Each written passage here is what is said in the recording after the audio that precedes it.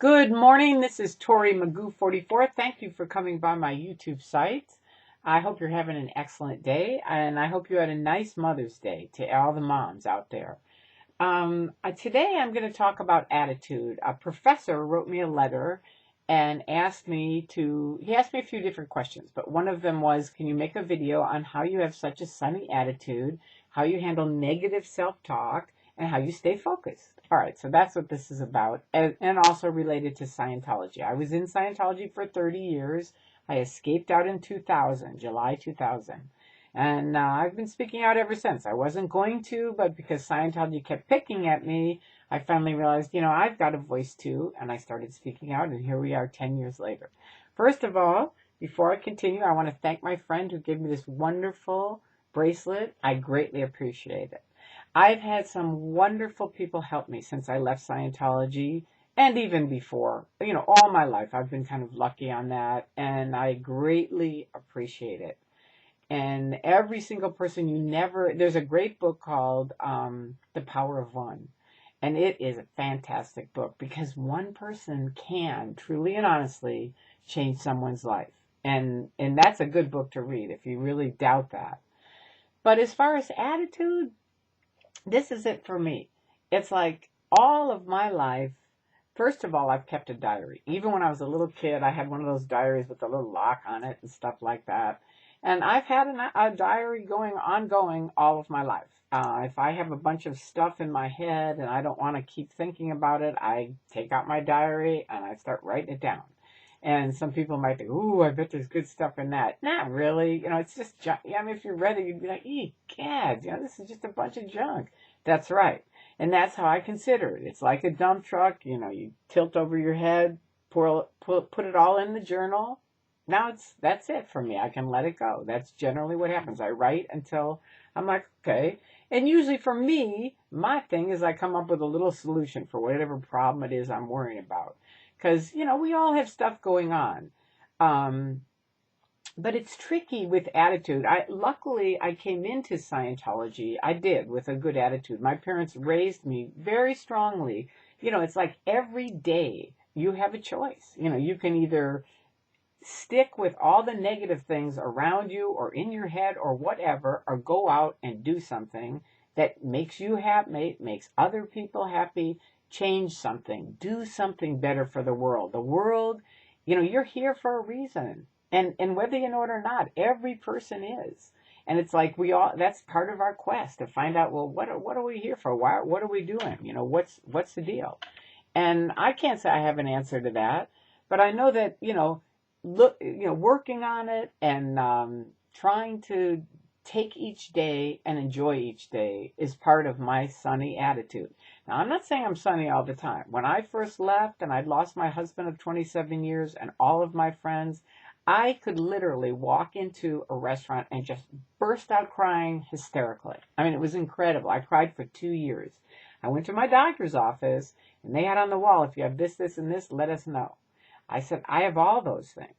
They sent me right over to a psychiatrist. He said, you need to take this medication. I was crying. I said, okay, I took it. I called my friend and I said, I don't feel like I should be on medication. I feel like someone who's lost this much should be crying. That's a natural phenomenon. And she said, you're right. But if it gets to be too much, where you're feeling like you might take your life, go back to the psychiatrist, get the medicine, take it. Right? So that's the difference. So for me, I cried for 2 years, but I knew I was going to need some help, right? And so I set it up where I had 5 people that I could call. And I did. And I will thank those people forever. There's a lot of people to thank because people have helped me incredibly. But these people, I would call them up and say, crying or whatever, and they would either walk me through it on the phone or tell me, turn around. One time I found out, my husband and Osa had erased all of my family videos or stolen them, whatever. They were gone. And I was just hysterical. I was going to drive over there and just stand outside screaming, I want my videos back. And then I luckily realized, wait a minute, this is what they want. They're going to say, this chick is, mentally ill. She needs to be in a mental hospital. So I called my girlfriend. She said, turn around the car, come right over to my house right now. And I did. And you know what? Those people definitely helped me. So part of a sunny attitude is knowing when you need help and setting it up so you've got some support teams. Okay, that's how I lost 95 pounds. I realized I can't do it. I've tried to do it all my life. So I finally set it up with Weight Watchers where I go every week. And I have learned tons of stuff. I realized I don't know how to eat. I know how to diet, but I don't know how to eat. So they have taught me how to eat. And it's been really fantastic. So there you go on that. Another thing is books. I am a big fiend of books. You saw more of them on there. I'm cleaning up my room. But I love books. I think they have fabulous knowledge in them that helps you. This is one I love. Don't worry, make money. There you go. That's a good one. Here's another one that I love. As a Man Thinketh by James Allen. Excellent book. This is one I've talked to you guys about a ton. You Can Heal Your Life by Louise Hay. It's a beautiful book. And it's got some great... This helped me before I even woke up. This is just a one I love this gentleman, Ray Bradbury. This is The October Country. It's just, some writings. I love him. He's really a great guy. But I love biographies. I don't read a lot of novels. I mostly read biographies, history, things that can help you change your life, that kind of thing. But I do believe you can make a difference in your life. And my parents raised me, take time every single day and find things that you enjoy. And go out and help other people enjoy them. My mom used to have these little parties. This is a really great tip. I tell people this all the time. She'd have these parties, and we'd invite our friends. And she'd say, look, she'd sit us down ahead of time. She'd say, you guys are popular. You're all good looking. You come from a great family. Your dad's Paul Christman. You know what I mean? So, of course, you're popular, right? So what?